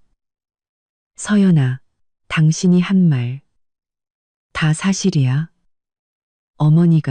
어머니가 정말? 그는 사실을 받아들이기 힘든 듯 시어머니를 향해 돌아섰습니다. 어머니, 대답 좀 해보세요. 서연이한테 정말 1억 원 받으셨어요? 시어머니는 아들의 외침에 움찔하며 시선을 피했습니다. 입술만 파르르 떨 뿐이었죠. 민준아, 제 말 듣지 마라. 제가 지금 날 모함하는 거야. 민호 잘 되는 꼴 보기 싫어서 일부러 와서 깽판 치는 거라고. 모함이라고요? 저는 유나를 안아주며 낡은 가방에서 투명 파일 하나를 꺼냈습니다. 그 안에는 몇 장의 서류가 선명하게 보였죠. 모든 사람의 시선이 그 파일에 쏠렸습니다. 저는 천천히 파일을 열어 약간 누렇게 변한 종이 한 장을 꺼냈습니다. 위에는 차용증이라는 두 글자가 뚜렷하게 적혀 있었죠. 어머님, 연세가 있으셔서 기억력이 안 좋으신가 봐요. 괜찮아요. 저는 차용증을 펼쳐 시어머니와 남편, 그리고 시동생에게 보여주었습니다. 여기 어머님이 직접 쓰신 글씨잖아요. 금일 박서연에게 일금 1억 원정을 빌리며 자금 조달 목적으로 사용하고 6개월 내에 변제할 것을 약속함. 무이자, 채무자 최영숙. 이 지장도 어머님 오른손 중지 맞으시죠? 차용증 위의 필체와 선명한 붉은 지장은 레스토랑의 밝은 조명 아래 더욱 선명하게 보였습니다. 시어머니는 힘이 빠진 듯 다리가 풀려 주저앉을 뻔한 것을 옆에 있던 민호가 겨우 부축했습니다. 그녀는 더 이상 차용증을 쳐다보지도 못하고 넋이 나간 듯 중얼거렸습니다. 아니야. 이건 아니야. 남편이 차용증을 낚아채듯 가져갔습니다. 그는 떨리는 손으로 글씨와 지장을 더듬었습니다. 어머니의 필체를 모를 리 없었죠. 그의 얼굴에서 핏기가 완전히 가셨습니다. 그는 저를 보며 고통과 황당함이 뒤섞인 눈빛으로 물었습니다. 서연아, 이 돈 당신 어디서 났어? 1억 원이나 되는 돈을 난 왜 몰랐지? 저는 그의 무너진 얼굴을 보며 복잡한 심경을 느꼈지만 곧 냉정함을 되찾았습니다. 제가 결혼 전에 모은 돈이랑 저희 부모님이 저 힘들 때 쓰라고 챙겨주신 혼수 자금이에요. 아무한테도 말 안 했어요. 비상시에 쓰거나 유나 크면 주려고요. 저는 잠시 말을 멈추고 잿빛이 된 시어머니를 쳐다보았습니다. 그런데 어머님이 먼저 비상사태가 되셨네요. 아니야. 시어머니는 마지막 지푸라기라도 잡듯 소리쳤습니다. 내가 돈을 빌렸다고 쳐도 그게 민호 집 사준 증거는 안 되잖아. 너 지금 덮어 씌우는 거야. 저는 그녀가 이렇게 나올 줄 알았다는 듯 파일에서 은행거래 내역서 몇 장을 더 꺼냈습니다. 어머님 서두르지 마세요. 저는 내역서를 펼쳐 보였습니다. 이건 3년 전 5월 8일 제 통장에서 어머님 통장으로 1억 원이 이체된 기록이에요. 오전 9시 35분. 그리고 마지막 장을 꺼내 들며 차분하게 말했습니다. 그리고 이건 같은 날 오후 2시 10분 어머님 통장에서 미래건설로 1억 원이 이체된 기록입니다. 이 계좌, 시동생 민호 씨가 산 그 아파트 건설사 계좌 맞죠? 저는 차용증, 제 이체 기록, 시어머니의 이체 기록, 3장의 서류를 나란히 들고 그들 앞에 증거처럼 제시했습니다. 시간, 금액, 자금의 흐름이 완벽하게 맞아떨어지는 반박할 수 없는 증거의 사슬이었습니다. 1억 원이 제 통장에서 어머님 통장으로 그리고 건설사 통장으로 가는데 5시간도 채 걸리지 않았네요. 저는 굳어버린 시어머니를 보며 비웃음을 담아 말했습니다. 어머님, 자금 조달 참 빠르시네요. 이것으로 마지막 변명의 여지마저 사라졌습니다. 남편은 그 증거들을 보며 몸을 휘청거리더니 차가운 벽에 기대어 두 손으로 얼굴을 감쌌습니다. 그의 어깨가 격렬하게 떨리기 시작했죠. 그 순박한 남자는 아내가 겪은 기만과 어머니의 끝없는 편애, 그리고 장남인 자신을 완전히 무시한 처사에 엄청난 충격을 받은 듯 했습니다. 민호는 어머니를 부축한 채 얼굴이 붉어졌다 하얘졌다 하며 아무 말도 하지 못했습니다. 그는 아마 이제야 깨달았을 겁니다. 자신의 번듯한 아파트 계약금에 그가 늘 무시하던 형수의 눈물이 섞여 있다는 것을. 옆에 있던 박 부장과 직원들은 애써 표정을 감추려 했지만 눈 속의 경악과 흥미진진함은 숨기지 못했습니다. 2억 원짜리 파티가 막장 드라마 같은 재산 분쟁으로 번진 것입니다. 시어머니는 완전히 무너졌습니다. 그녀는 민호의 팔을 뿌리치고 바닥에 주저앉아 체면도 잊은 채다리를 치며 울부짖기 시작했습니다. 아이고 세상에, 며느리가 시어미를 잡네. 내가 돈 빌린 게 다 이 집안 잘 되라고 그런 거지. 누구 좋으라고 그랬겠어. 민호가 번듯하게 집이라도 있어야 장가를 갈 거 아니야. 내 얼굴에 먹칠 안 하려고 그런 거 아니냐고. 근데 넌 어쩜 이렇게 인정머리가 없니? 이 중요한 날에 기어이 날 망신을 줘야겠어? 아이고 내 팔자야. 그녀는 떼를 쓰며 상황을 모면하고 동정심을 얻으려 했습니다.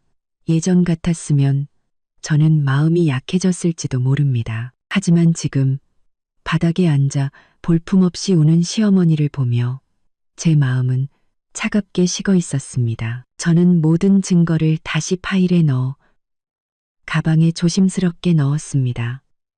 그리고 놀라서 울먹이는 유나를 안아 등을 토닥여 주었죠. 저는 우는 시어머니 앞에 서서 그녀를 내려다보며 말했습니다.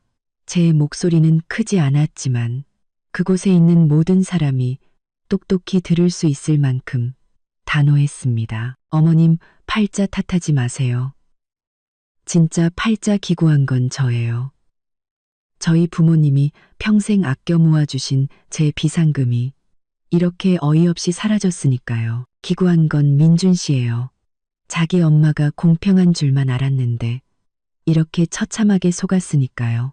저는 넋이 나간 남편을 쳐다보며 말을 이었습니다. 지금은 우실 때가 아니에요. 저기 2억 원짜리 계산서 박 부장님이 아직 기다리고 계시잖아요.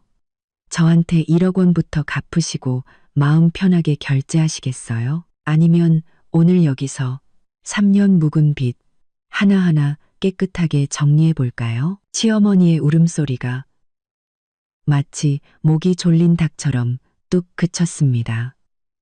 그녀는 바닥에 앉아 저를 올려다보았습니다. 눈물과 콧물로 범벅이 된 얼굴은 공들여 한 화장과 뒤섞여 엉망진창이었습니다. 그녀는 아마 제가 떼쓰는 수법에도 전혀 흔들리지 않을 줄은 몰랐을 겁니다. 주위는 무서울 정도로 조용했습니다. 유나의 작은 흐느낌과 박 부장의 어색한 헛기침 소리만 들릴 뿐이었죠. 너. 시어머니는 저를 가리키며 손을 떨었지만 아무 말도 잊지 못했습니다. 명백한 증거 앞에 그녀의 모든 변명과 억지는 힘을 잃었습니다.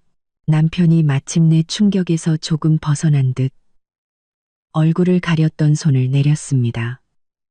핏발선 눈으로 그는 시어머니 앞으로 다가갔습니다. 그의 목소리는 쇳소리가 났죠. 핏발선 눈으로 그는 시어머니 앞으로 다가갔습니다. 어머니, 서연이 말이 사실이에요. 정말 서연이 돈으로 민호 집 사주신 거예요? 시어머니는 아들의 눈을 마주치지 못하고 시선을 피하며 입술을 떨었습니다. 그리고는 다시 바닥을 치며 울기 시작했죠. 하지만 이번 울음소리에는 자신감이 없었고 당황과 두려움이 섞여 있었습니다. 내가 다 이 집안 잘 되라고 그런 거야. 너희 형제 좋으라고. 민호가 집이 없는데 어떻게 장가를 가니? 이 집안 잘 되라고요? 남편이 그녀의 말을 끊었습니다.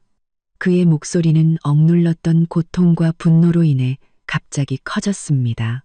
서연이 혼수 자금으로 민호 뒷바라지한 게 이 집안을 위한 거라고요? 저를 위한 거라고요? 절 뭘로 보셨어요? 서연이는요? 저희가 바보예요? 3년 동안 속고 살게 그는 점점 더 흥분했고 이마에 핏줄이 섰습니다. 늘 온순하고 심지어 유약해 보였던 남자가 가장 가까운 사람에게 당한 기만과 편애에 완전히 폭발한 것입니다. 형, 엄마한테 왜 그래? 민호가 상황을 보고 형을 말리려 했습니다. 그의 얼굴에는 당황과 짜증이 섞여 있었죠. 다 지난 일이잖아. 지금 와서 이래봤자 뭐 하냐고. 엄마도 다 좋은 뜻으로 그러신 거지. 좋은 뜻? 남편이 민호의 손을 뿌리쳤습니다. 붉어진 눈으로 그를 노려보며 소리쳤죠. 김민호, 너 말해봐. 너 집 살 때 이 돈 어디서 난 건지 몰랐어? 너도 알고 있었지. 민호는 그 질문에 움찔하며 시선을 피했습니다.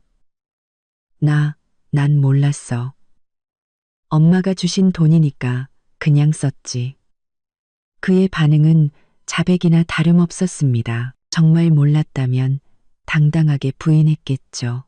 하지만 그의 불안한 모습은 그가 적어도 눈치는 채고 있었거나 혹은 암묵적으로 동의했다는 것을 보여주었습니다. 남편은 동생의 모습을 보고 우는 것보다 더 슬픈 미소를 지었습니다. 그는 고개를 끄덕이며 뒷걸음질 쳤습니다. 그래, 잘났네. 당신들 모자 정말 잘났어. 나를 바보로 만들고 원숭이처럼 조롱했구나. 그는 저를 향해 돌아섰습니다. 그의 눈빛에는 죄책감, 고통, 그리고 차마 고개를 들 수 없는 창피함이 가득했습니다. 서연아, 미안해. 나는 정말 몰랐어. 저는 저와 수년간 함께 살아온 남편의 무너진 모습을 보며 통쾌함보다는 가슴이 답답해지는 것을 느꼈습니다. 그는 불쌍하면서도 믿기 짝이 없었습니다. 그의 유약함과 무관심이 시어머니의 편애와 시동생의 뻔뻔함을 부추긴 것이나 다름없었으니까요. 하지만 지금은 마음 약해질 때가 아니었습니다. 저는 남편의 사과에 대답하지 않고 바닥에 앉아 넋이 나간 시어머니를 다시 쳐다보았습니다. 그리고 단호하게 말했죠. 어머님, 지난 일은 이제 의미 없어요. 지금 제가 묻고 싶은 건 딱 하나예요. 그 1억 원 언제 갚으실 건가요? 시어머니는 고개를 들었습니다. 그녀의 얼굴은 눈물과 절망으로 얼룩져 있었죠. 그녀는 주위 직원들의 시선, 큰아들의 분노, 작은아들의 당황함을 보며 자신이 공들여 쌓아온 체면과 권위가 이 순간 완전히 무너졌음을 깨달았습니다. 그녀는 일어나려 했었고 민호가 급히 부축했습니다. 아들에게 기댄 채 그녀는 울음 섞인 애원조로 말했습니다. 서연아, 내가 잘못했다. 내가 잠시 정신이 나갔었나 봐. 제발 이번 한 번만 용서해다오. 그 1억 원 내가 꼭 갚을게. 반만, 단만. 그러니 제발 날 고소하지만 말아다오. 이 늙은 몸으로 법정 싸움은 못 견뎌. 오늘 이 2억 원 이것부터 먼저 계산하면 안 될까? 내가 빌게 제발 이 늙은이 망신 좀 그만 시켜다오. 망신이요? 저는 그 말을 되뇌며 그녀와 민호를 쳐다보았습니다. 제 돈으로 민호 씨 2억 원짜리 파티 화려하게 열어줄 때는 제 망신, 민준 씨 망신은 생각 안 하셨어요? 저는 유나를 안고 한 걸음 다가가 모든 사람이 들을 수 있도록 또렷하게 말했습니다. 어머님, 빚은 갚는 게 당연한 겁니다. 어머님 빚은 갚는 게 당연한 겁니다. 저는 지금 어머님과 협상하는 게 아니에요. 저는 손가락 3개를 폈습니다. 사흘. 제가 사흘의 시간을 드리죠. 사흘 안에 1억 원원금의 이자까지 한 푼도 빠짐없이 제 통장으로 입금하세요. 시어머니는 숨을 들이켰습니다. 얼굴은 새하얗게 질렸죠. 사흘. 1억 원. 서연아, 너 지금 날 죽이려는 거니? 내가 그 큰 돈이 어디서 나서? 그건 어머님이 알아서 하실 일이죠. 저는 표정 없이 말했습니다. 사흘 뒤에 돈이 입금되지 않으면 우리는 법원에서 만나게 될 겁니다. 차용증, 이체 기록, 증거는 다 있으니까요. 그때가 되면 그냥 망신당하는 걸로 끝나지 않을 거예요. 법원이라는 2글자는 마지막 번개처럼 시어머니의 심장을 내리쳤습니다.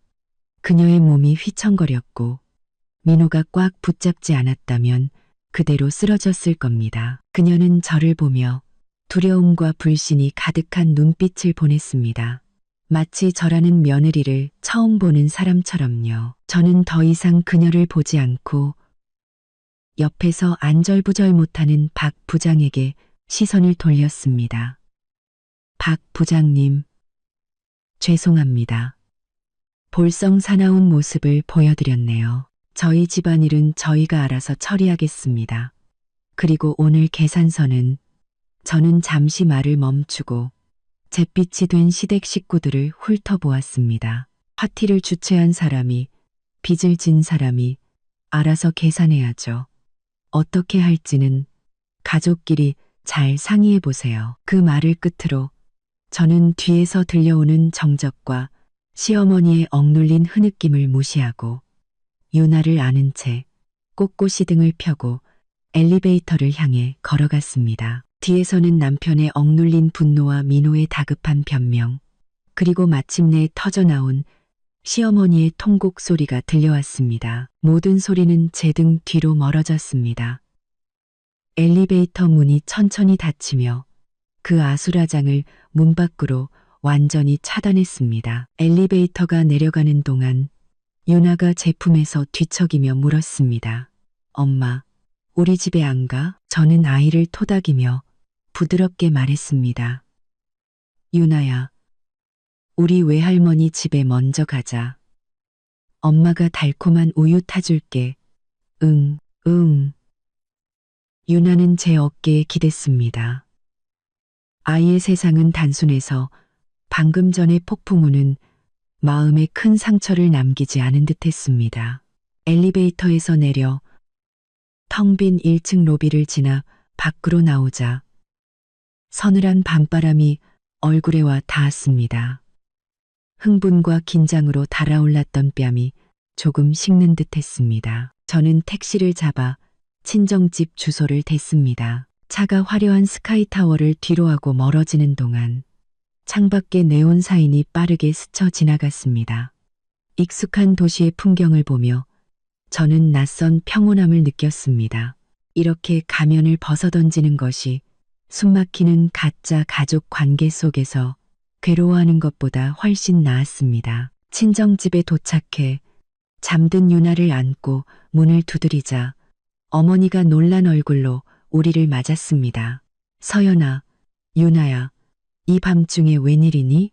민준이는, 엄마, 일단 들어가서 얘기할게요. 저는 지친 목소리로 말하며 안으로 들어섰습니다. 거실에 계시던 아버지도 무슨 일이냐며 나오셨죠. 저는 유나를 소파에 눕히고 담요를 덮어준 뒤 걱정스러운 얼굴의 부모님을 마주보고 오늘 있었던 일을 최대한 담담하게 설명했습니다. 파티에서 겪은 수모부터 50통의 전화, 그리고 1억 원의 빚을 폭로하고 사흘의 시간을 준 것까지 이야기를 들으신 부모님은 한동안 말이 없으셨습니다. 어머니는 분노로 손을 떨며 눈시울이 붉어졌습니다. 그 집안 어떻게 너한테 그럴 수가 있니? 내 혼수 자금으로 둘째 아들 뒷바라지를 해? 그래놓고 2억 원짜리 계산을 너한테 떠넘겨? 그게 사람이 할 짓이야? 아버지는 얼굴이 굳어져 탁자를 내리쳤습니다. 괘씸한 사람들. 그리고 김민준. 그놈은 뭐 하는 놈이야? 제 아내가 그렇게 당하는데 가만히 있었단 말이야? 저 때문에 속상해 하시는 부모님을 보니 억지로 버티던 마음이 무너질 것 같았습니다. 코끝이 찡해져 고개를 숙였죠. 아빠, 엄마, 다 지난 일이에요. 이제 저는 돈만 받으면 돼요. 사흘 안에 안 갚으면 바로 소송 걸 거예요. 증거는 다 있으니까요. 그래, 소송 걸어야지. 아버지는 분이 풀리지 않은 듯 말씀하셨습니다. 그 돈 네가 1푼 2푼 모은 거고 우리가 내게 준 마지막 보루야. 절대 그냥 넘어가선 안 돼. 아빠가 지지한다. 서연아, 무서워하지 마. 엄마 아빠가 있잖니. 어머니는 제 손을 잡으며 눈물을 흘리셨습니다. 다만 너랑 민준이는 이제 어떡하니? 어머니는 말을 잇지 못했지만 그 뜻을 모를 리 없었습니다. 이렇게 된 이상 저와 남편의 결혼 생활도 끝이라는 것을요. 그때 초인종이 다급하게 울렸습니다. 그리고 남편의 울음 섞인 목소리가 들려왔죠. 서연아, 문 좀 열어줘. 안에 있는 거 다 알아. 장인어른, 장모님, 제발 문 좀 열어주세요. 저희 셋은 서로를 쳐다보았습니다.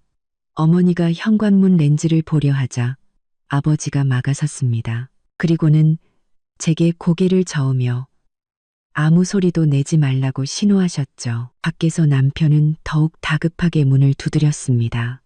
서연아, 내가 잘못했어. 정말 잘못했어. 제발 문 열고 내 얘기 좀 들어줘. 어머니가 쓰러지셨어. 집안이 지금 난리가 났다고. 시어머니가 쓰러졌다는 말에 가슴이 철렁했지만 곧 차가운 경계심이 들었습니다. 동정심을 유발하려는 연극일까요? 아니면 사실일까요? 어머니는 마음이 약해져 저를 쳐다보았지만 아버지는 여전히 굳은 얼굴로 현관문을 향해 소리쳤습니다. 김서방, 이 밤중에 무슨 소란인가? 할 말 있으면 내일 하게. 서연이랑 유나는 오늘 여기서 자고 갈 거야. 장인어른, 제발요. 남편은 울먹이며 애원했습니다. 서연이랑 딱 몇 마디만 할게요. 어머니 정말 쓰러지셔서 방금 약 드시고 누워 계세요. 서연아, 제발. 유나 할머니잖아. 그는 또 유나를 들먹였습니다.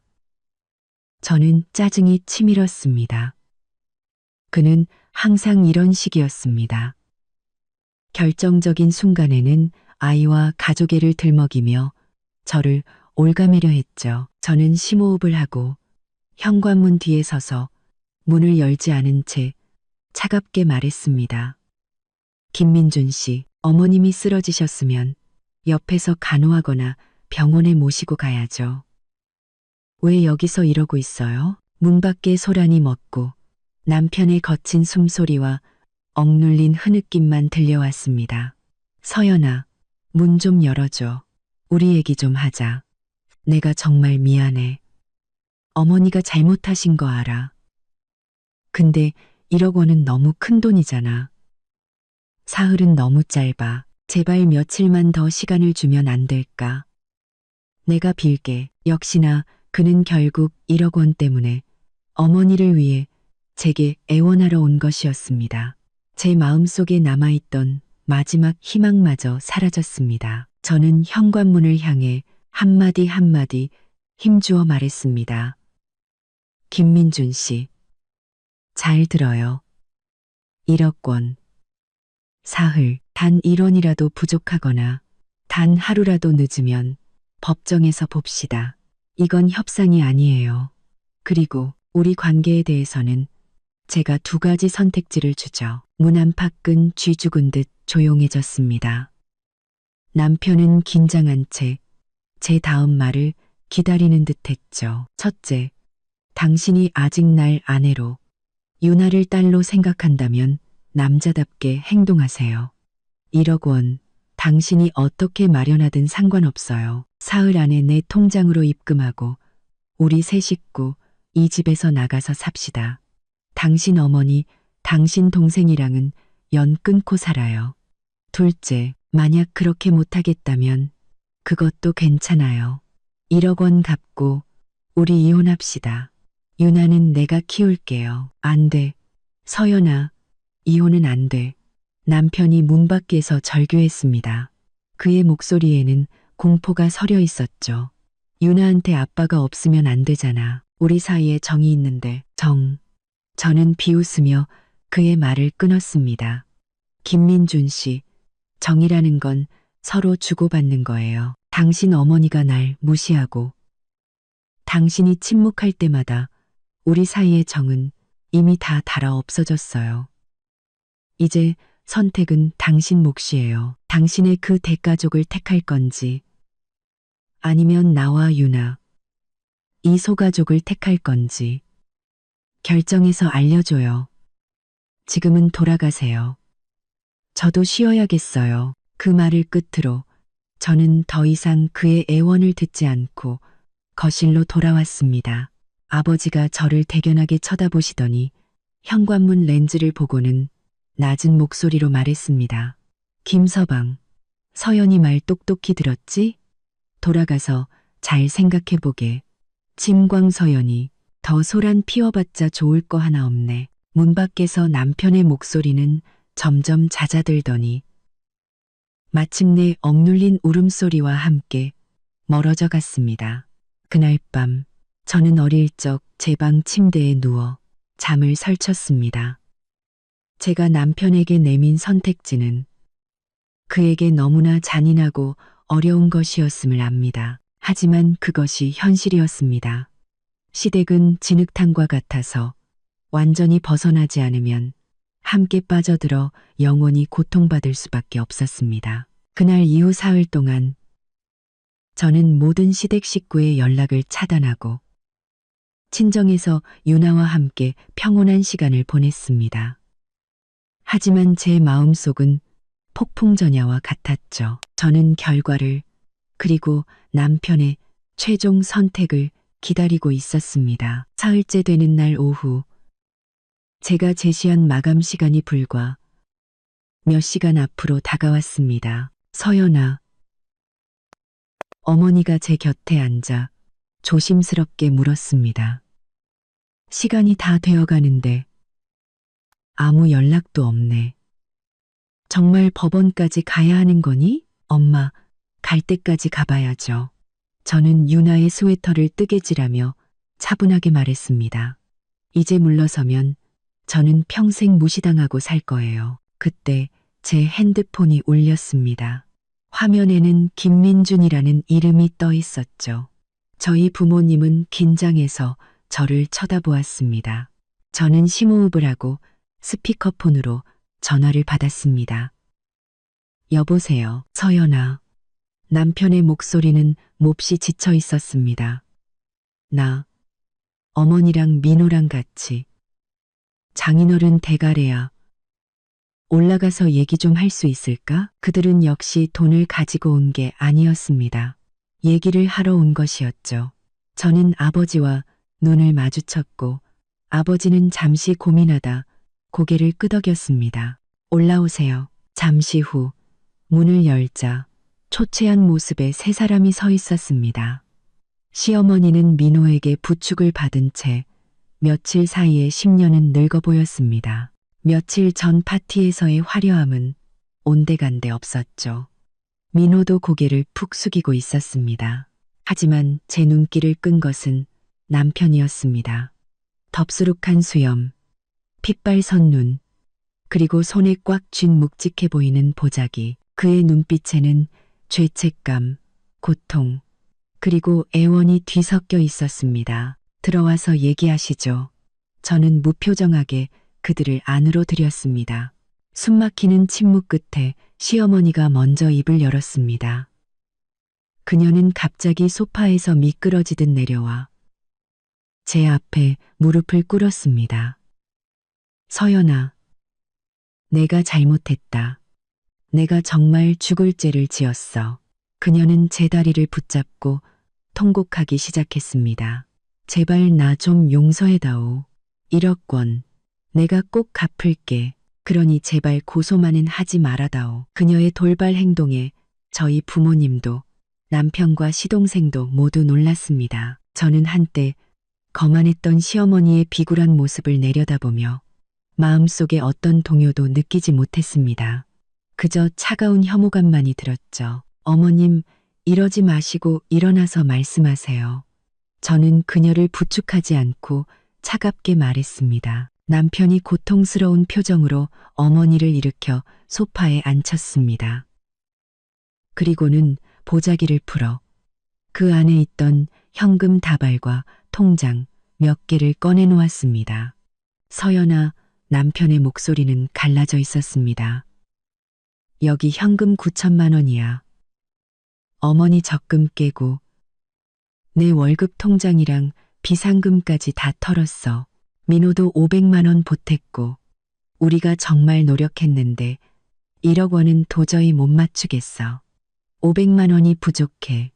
제발 이것부터 먼저 받고 나머지는 우리가 천천히 갚으면 안 될까?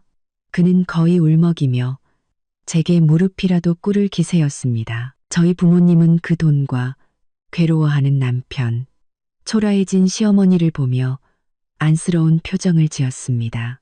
어머니는 제 옷소매를 살짝 잡아당기기도 했죠. 저는 테이블 위에 돈과 통장을 말없이 쳐다보았습니다. 9,500만 원. 사흘 안에 이 돈을 마련하기 위해 그들이 얼마나 애썼을지는 짐작이 갔습니다. 9,500만 원. 하지만 500만 원이 부족했습니다. 저는 천천히 입을 열었습니다. 제 목소리는 얼음처럼 차가웠죠. 김민준 씨, 사흘 전 제가 말했죠.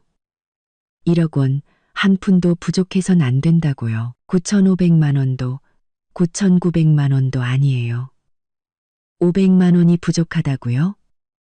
그럼 법원에서 봅시다. 그 말을 남기고 저는 증거 서류를 가지러 방으로 들어갔습니다.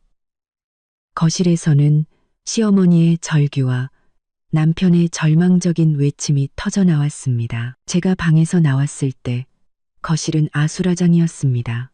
시어머니는 울부짖고 있었고 남편은 넋이 나간 채 소파에 주저앉아 있었습니다. 민호는 안절부절 못하며 어쩔 줄 몰라 했죠. 서연아.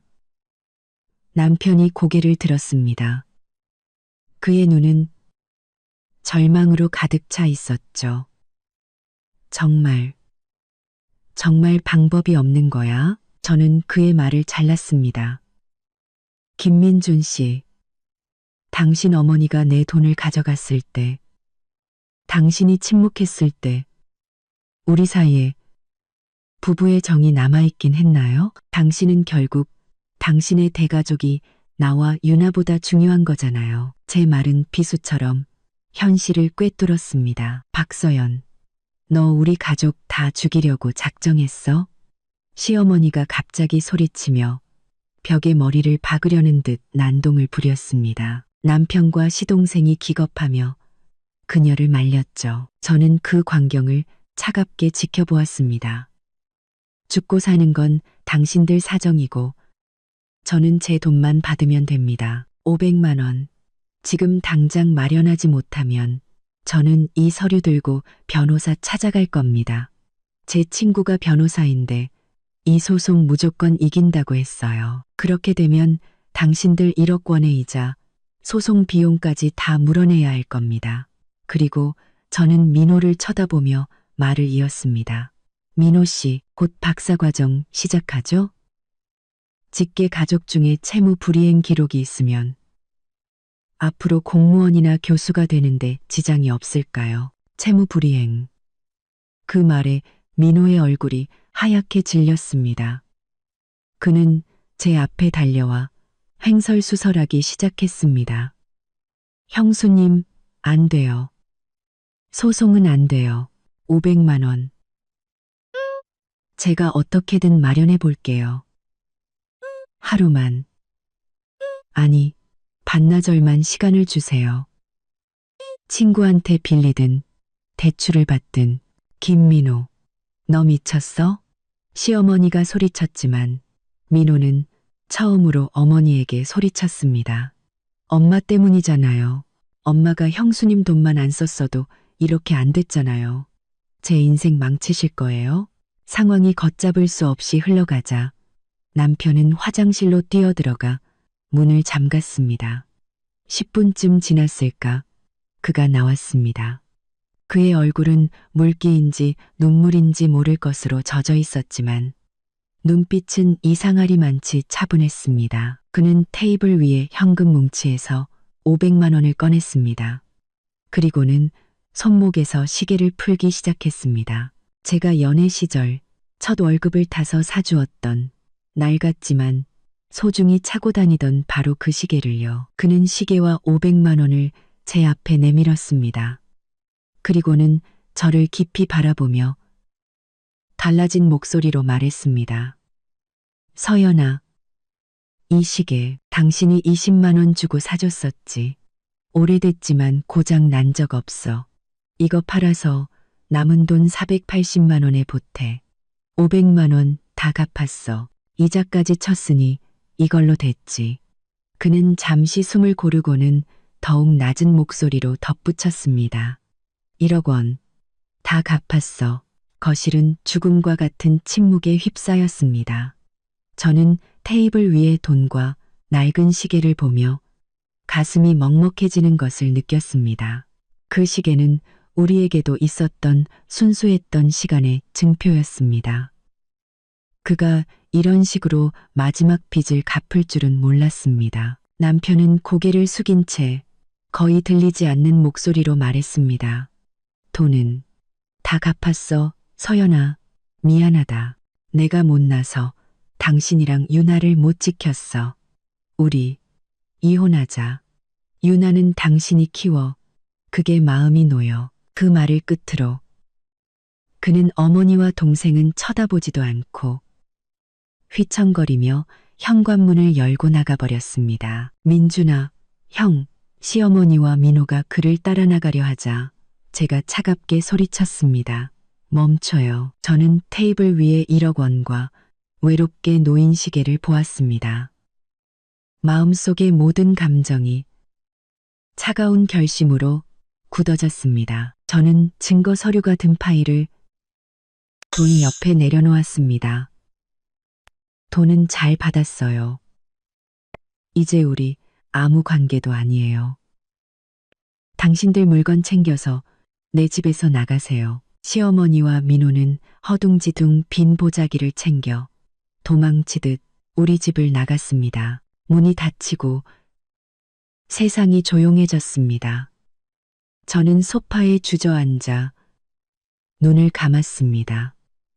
돈은 돌려받았지만 결혼 생활은 끝났습니다. 저는 이 싸움에서 이겼지만 온몸이 상처투성이었습니다. 그 후 저는 이혼 절차를 밟았습니다.